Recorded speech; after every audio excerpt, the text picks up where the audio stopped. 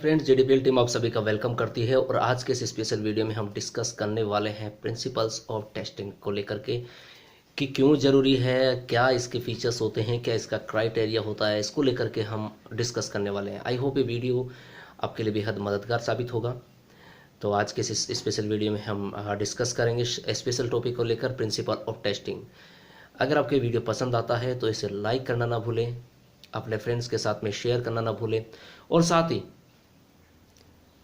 ज़्यादा से ज़्यादा हमारे वीडियोज़ के अपडेट का लाभ उठाने के लिए हमारे यूट्यूब चैनल जेडीपीएल को सब्सक्राइब करना ना भूलें। तो आज के इस स्पेशल वीडियो में हम शुरुआत करते हैं हमारे इस टॉपिक की। देखिएगा, हमारे टॉपिक का नाम है प्रिंसिपल ऑफ टेस्टिंग। यहाँ से ही आपको समझ में आएगा, टेस्टिंग को ही इस वर्ड से आपको समझ में आ गया होगा कि टेस्टिंग वर्ड किसको इंडिकेट कर रहा है, राइट गाइज। और यही हमारे लिए बहुत ही इंपॉर्टेंट होता है, बहुत ही कि जहाँ हमें ये अर्थ समझ में आ जाता है मेन पॉइंट का, तो आफ्टर देन हमारे लिए इजी प्रोसेस हो जाता है। सो दैट हम टेस्टिंग की बात करें तो देखिएगा, टेस्टिंग के जो टीचिंग लर्निंग प्रोसेस में स्टूडेंट की लर्निंग जो होती है उसका टेस्ट करना बेहद जरूरी है। क्या करना? टेस्ट करना। क्योंकि टेस्ट करना क्यों जरूरी है, इसको लेकर आप एक बार अभी आप लोगों ने देखिएगा, आप में से बहुत सारे कैंडिडेट, क्योंकि आरपीएससी अगर सेकंड ग्रेड के आप एग्जाम में अपेयर हो रहे हैं तो डेफिनेटली आप कहीं ना कहीं या तो टीचिंग करवा चुके हैं, करवा रहे हैं, फिर जब भी आपने बीएड किया था तो एट दैट मोमेंट आपने टीचिंग तो करवाई थी, टू बी क्लियर। उस दौरान भी आपने अपना टाइम दिया होगा टीचिंग के लिए। तो आप इजी वे से इसको समझ सकते हैं कि टेस्टिंग क्या होती है, कि टेस्ट की क्यों जरूरी है। देखिएगा, टेस्ट के लिए हम अगर कॉमन सेंस की बात करें तो सबसे पहली बात तो है कि एक तो टेस्ट के माध्यम से हम लोग क्या करते हैं, कोई भी एग्जाम होती है उसका टेस्ट करते हैं, तो उसके बाद में एक तो क्लास में हमें प्रमोट करने में हेल्प मिल जाती है, ठीक है, पहली बात प्रमोट करने में। फिर सेकेंड बात, टेस्ट के जरिए हमें स्टूडेंट्स की नॉलेज का पता लग जाता है। देखिएगा, हम लोग कई बार यूनिट टेस्ट लेते हैं, तो यूनिट टेस्ट में हमें क्या होता है कि हमें पता लग जाता है कि हमने जैसे मान लीजिएगा 2 यूनिट पढ़ा ली, ओके, एट दैट मोमेंट अगर हमने टेस्ट लिया या आफ्टर 1 यूनिट हमने टेस्ट लिया, सो दैट हम लोग ये भी रिकॉग्नाइज कर सकते हैं कि स्टूडेंट को कितना समझ में आया, कितना समझ में नहीं आया, कौन सा टॉपिक अच्छे से समझ में आ गया। क्योंकि जो ही टेस्टिंग के बाद हमें से पता लग जाता है कि ज्यादातर स्टूडेंट्स को कौन सा, अगर एक टॉपिक ऐसा आ रहा है जिसके अंदर स्टूडेंट्स के मोस्टली स्टूडेंट्स की बात करें तो वो क्वेश्चंस को नहीं कर पा रहे, तो इससे अंदाजा लग जाता है कि ये वाला जो टॉपिक है वो स्टूडेंट्स की समझ से बाहर था, अर्थात स्टूडेंट इस वाले टॉपिक को समझ नहीं पाए, राइट गाइस। तो टेस्टिंग से एक तो देखो प्रमोट करने में हेल्प मिलती है, क्लास में प्रमोट करने में। दूसरी बात, स्टूडेंट्स के नॉलेज की जो स्टेट है, जो अवस्था है, उसका भी हमें पता लग जाता है कि उसको कितना नॉलेज गेन किया, कितना नहीं किया, ठीक है। इसके अलावा इसमें हम लोग जैसे मेरिट स्कॉलरशिप की बात करें तो उसका भी पता लग जाता है। किसका? मेरिट स्कॉलरशिप भी दी जा सकती है टेस्ट के माध्यम से, इसी के बेस पर, ठीक है गाइस। फिर बात करें तो देखिएगा, ये जो होता है, ये टेस्ट होते हैं एक स्टूडेंट्स को मोटिवेट भी करते हैं।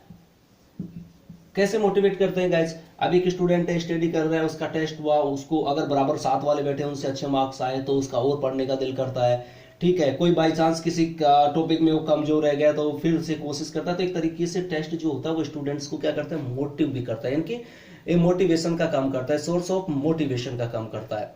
और दूसरी बात, जो टीचर है उसको क्या फायदा होता है, इससे टीचर को पता लग जाता है कि उसके जो पढ़ाने का तरीका है, वो जो पढ़ा रहा है वो एप्रोप्रिएट तरीके से, या यूं कहे कि प्रॉपर वे से वो सही उसने टॉपिक को क्लियर करवा दिया, नहीं करवाया, तो टीचर को भी इसका इवैल्यूएशन हो जाता है कि वाकई में ये टॉपिक जो था वो स्टूडेंट्स के कितना हद तक समझ में आया। तो कहने का मतलब, अगर हो सकता है कि कई बार कोई वे होता है जिससे स्टूडेंट्स को समझ में नहीं आता, तो वो टीचर क्या करते हैं कि उसके लिए दूसरा वे यूज करते हैं। लाइक हम लोग बात करें क्लास चैम्बर्स में अलग अलग तरीके के स्टूडेंट होते हैं। कुछ स्टूडेंट्स तुरंत किसी क्वेश्चंस को समझ लेते हैं, कुछ को थोड़ा टाइम लगता है, कुछ को समझने में काफी दिक्कतें होती है। तो हम क्या कैटेगरी डाल करके उसके अकॉर्डिंग हम लोग स्टडी को मैटर इस तरह से डिवाइड करते हैं ताकि कोई भी स्टूडेंट है वो जैसे हम लोग 10-12 लेवल की बात करें तो बोर्ड्स में कोई फेल ना हो जाए। यहाँ तो कंपटीशन की बात है, यहाँ तो हमें सिर्फ हाई लेवल का जितना से ज्यादा मार्क्स करेंगे, टॉप रैंक में आएंगे तो ही सिलेक्शन होगा, एज यू नो गाइस। तो यहाँ पर क्या होता है, उस टेस्टिंग से हमें पता लग जाता है, टीचर को पता लग जाता है कि तो या तो वो अपना जो पढ़ाने का तरीका है उसको चेंज करें, तो टीचर को भी इसका फायदा होता है स्टूडेंट को क्लास प्रमोट करने में, उसके नॉलेज कितना ज्ञान किया उसके लिए। इसके बेस पे हम मेरिट स्कॉलरशिप दे सकते हैं। मोटिवेशन का एक बहुत अच्छा सोर्स है, टीचर्स को अपने पढ़ाने के तरीके इत्यादि के बारे में पता लग जाता है, ठीक है। और इसके साथ साथ में क्या होता है कि टीचर और स्टूडेंट्स को जो पूर्व ज्ञान होता है उससे नई नॉलेज को रिलेट करना पड़ता है। इससे टीचर को स्टूडेंट की स्टेट ऑफ नॉलेज जो टेस्ट है उसके द्वारा पता चलती है। अब बात करें तो देखिएगा इफिशिएंट टीचर्स के सिलेक्शन के लिए उनके एजुकेशनल रिजल्ट्स भी देखे जा सकते हैं, ठीक है, रिजल्ट्स के बारे में बहुत सारी होती है। और देखिएगा टेस्ट हुआ, एग्जामिनेशंस हुआ, इससे क्या होता है कि चाहे कोई कॉलेज हो या फिर स्कूल हो, इससे उसका क्या पता लगता है, स्टैंडर्ड का पता लगता है। स्टैंडर्ड का पता लगता है ना, ऑब्वियस सी बात है, किसी स्कूल का रिजल्ट है बहुत टॉप पे जा रहा है, या कॉलेज का है कंटिन्यू की बात करें उसका टॉप रिजल्ट जा रहा है, एक है उसका एवरेज आ रहा है स्टूडेंट। देखो दो तरह का हो गया, एक स्कूल है, ये हम 3 स्कूल लेते हैं, 1 नंबर, ये 1 नंबर, ये 2 नंबर और ये 3 नंबर, इसे आप स्कूल मान लीजिएगा, कॉलेज मान लीजिएगा यहाँ पे, ठीक है। अब इन तीनों स्कूल का जो है रिजल्ट रह रहा है 100% तीनों स्कूल का, किंतु फिर भी उसके बावजूद एक चीज है, इसमें एवरेज स्टूडेंट्स क्रॉस कर रहे हैं 75, इसमें कर रहे हैं 62 और इसमें कर रहे हैं एवरेज 52।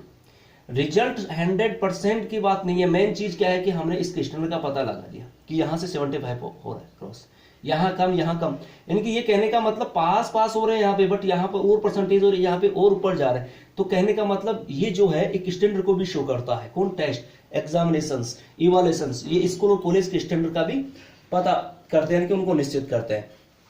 और फिर जब हम लोग टेस्ट लेते हैं या एग्जाम होती है तो इससे उनके पेरेंट्स होते हैं या फिर ये कहें कि उनके गार्जियंस होते हैं,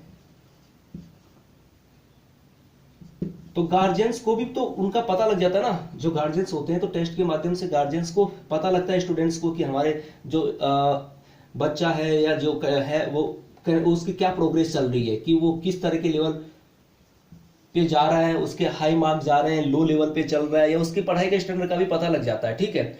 और रिजल्ट टेस्ट से पता लगता है, क्लास के कैरिकुलम का भी कंस्ट्रक्शन किया जा सकता है। सो दैट कहने का तो टेस्टिंग के बहुत सारे फायदे हैं, इजी वे से हम समझ सकते हैं। क्लास में प्रमोट करना, स्टूडेंट ने कितना गेन किया उसका पता लगाना, टीचर्स का भी इवैल्यूएशन हो जाता है, कॉलेज स्कूल इत्यादि के स्टैंडर्ड का भी पता लग जाता है, ठीक है। इसके माध्यम से स्टूडेंट्स में इसी के बेस पे हम लोग स्कॉलरशिप भी दी जा सकती है।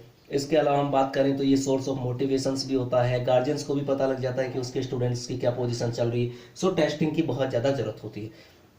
अब टेस्टिंग की बात करें तो इसमें किस तरह के क्वेश्चंस दे सकते हैं, इसके बारे में बात करते हैं हम लोग, तो किस किस तरीके से दे सकते हैं।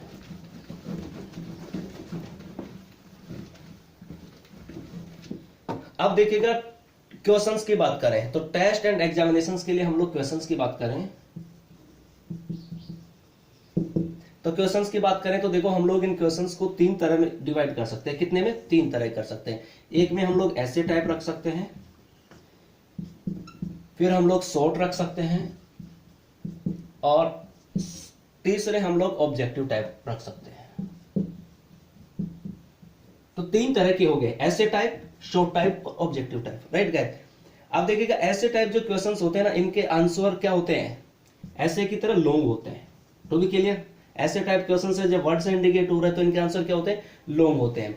और इससे क्या होता है कि ये देखो, एक तो ये क्वेश्चंस पूछे जा सकते हैं, तो इनसे एक तो क्या क्या है, देखो इस तरह के क्वेश्चंस है, इनके फायदे क्या होते हैं। एक तो ऐसे टाइप क्वेश्चंस जो कंस्ट्रक्ट करने में इजी होते हैं, अर्थात इनके निर्माण में एक तो आसानी रहती है, पहली बात।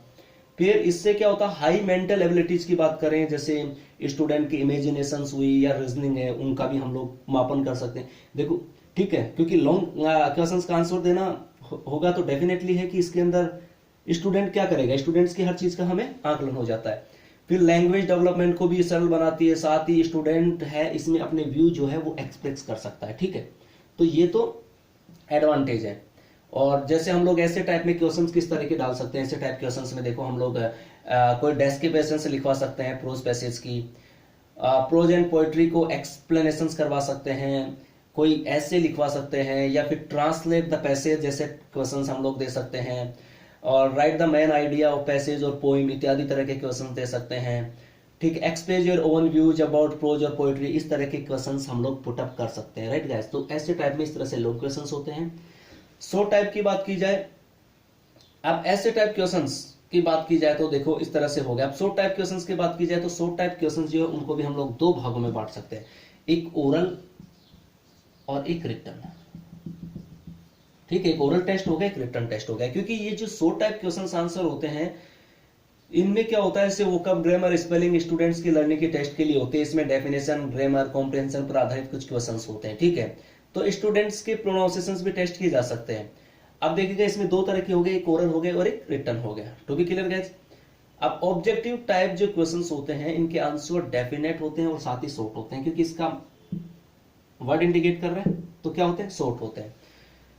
अब बात करें इसमें ऑब्जेक्टिव टाइप क्वेश्चंस की, तो ऑब्जेक्टिव में ऑब्जेक्टिव अल्टरनेट होते हैं। टू बी क्लियर गाइस, जैसा ऑब्जेक्टिव टाइप क्वेश्चंस इंडिकेट हो रहा है, और जैसा कि आप जो पेपर होगा सेकंड ग्रेड आरपीएससी का, उसमें भी आपको पता है कि ऑब्जेक्टिव टाइप क्वेश्चंस आएंगे, इसका मतलब आपके पास में अल्टरनेट होंगे। तो अल्टरनेट में हम लोग अलग अलग तरीके की कोई भी चीजें कर सकते हैं, जैसे किसी को ऑब्जेक्टिव टाइप क्वेश्चंस में रिकॉल क्वेश्चंस कर सकते हैं, कंप्लेशंस क्वेश्चंस कर सकते हैं, ट्रू और फॉल्स क्वेश्चन कर सकते हैं, कोई मैचिंग वाले क्वेश्चन से रिलेटेड क्वेश्चंस कर सकते हैं। To be clear guys.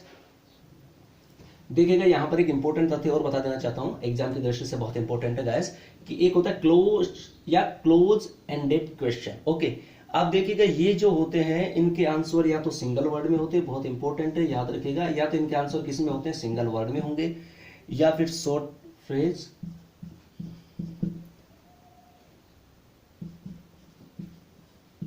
या फिर यस या नो में।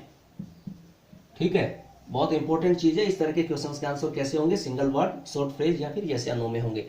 ठीक है, और इनसे क्या होता है कि एक तो फैक्ट का पता चलता है और इनका जो आंसर देना होता है वो इजी होता है, क्योंकि देखिएगा तो सिंगल वर्ड में देना है, शॉर्ट फ्रेज में, या फिर यस या नो में देना है। और ओपन या ओपन एंडेड क्वेश्चंस की बात करें तो देखिएगा इनके आंसर क्या कुछ लंबे भी हो सकते हैं, यानी कि इनके आंसर लॉन्ग भी हो सकते हैं। क्या हो सकते हैं, लॉन्ग भी हो सकते हैं। टू बी क्लियर गाइस, तो बहुत ही इंपॉर्टेंट तथ्य है जिसके बारे में आपको ध्यान रखना है, और आई होप ये वीडियो आपके लिए मददगार साबित होगा। तो नेक्स्ट वीडियो में फिर मुलाकात होगी। Thank you for watching this video.